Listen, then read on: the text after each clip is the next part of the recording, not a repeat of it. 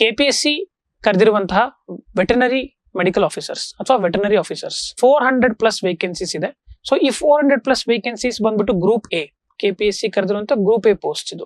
So ಈ examination ನಲ್ಲಿ 2 paper ಇದೆ. ಪೇಪರ್ 1 ಬಂದ್ಬಿಟ್ಟು ಜನರಲ್ ಸ್ಟಡೀಸ್, ಪೇಪರ್ 2 ಬಂದ್ಬಿಟ್ಟು ಸ್ಪೆಸಿಫಿಕ್ ಪೇಪರ್.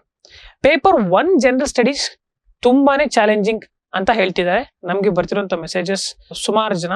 ಯಾಕಂದ್ರೆ ಯೂಶಲಿ ಈ ಎಕ್ಸಾಮಿನೇಷನ್ ಗೆ ಕ್ವಾಲಿಫೈ ಆಗುವಂತವ್ರು ಯಾರು ಎಲಿಜಿಬಲ್ ಈ ಎಕ್ಸಾಮಿನೇಷನ್ಸ್ ಗೆ ಅಂದ್ರೆ ಬ್ಯಾಚುಲರ್ ಆಫ್ ವೆಟರ್ನರಿ ಸೈನ್ಸ್ ಮಾಡಿರೋರು ಅಥವಾ bachelor of animal husbandry ಮಾಡಿರುವಂತವ್ರು.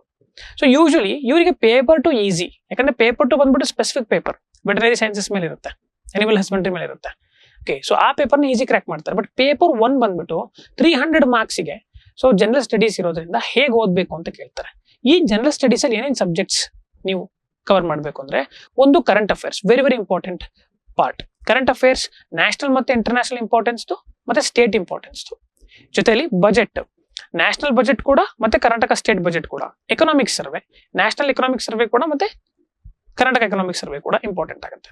This will be major chunk in the question paper. Okay, so we can expect around 20 to 30 questions. Okay, ಅದಾದ ನಂತರ ಸೋಷಿಯಲ್ ಸ್ಟಡೀಸ್ ಅಂದ್ರೆ history, geography, economy, polity. ಈ 4 subjects they play very very important role. ಜಿಯೋಗ್ರಫಿನಲ್ಲಿ ಮತ್ತೆ ನಿಮಗೆ Karnataka geography ಕೂಡ ಇದೆ, Indian geography ಕೂಡ ಇದೆ.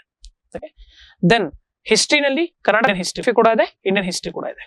ರೈಟ್, ಅದಾದ್ಮೇಲೆ ಪಾಲಿಟಿ ಮತ್ತೆ economy they play very important role. ಸುಮಾರು ಕ್ವಶನ್ಸ್ ಇದರಿಂದ ಬರುತ್ತೆ. Okay, then science and technology ಕೂಡ. ಸೈನ್ಸ್ ಅಂಡ್ ಟೆಕ್ನಾಲಜಿ ಅಂದ್ರೆ current affairs related, current affairs ನಲ್ಲಿ ಏನೇನು ಸೈನ್ಸ್ ಅಂಡ್ ಟೆಕ್ನಾಲಜಿ ನಲ್ಲಿ ನ್ಯೂಸ್ ಅಲ್ಲಿ ಇದೆ ಅದು ಇಂಪಾರ್ಟೆಂಟ್ ಆಗುತ್ತೆ. ಮತ್ತೆ general science, that is school level science important ಆಗುತ್ತೆ.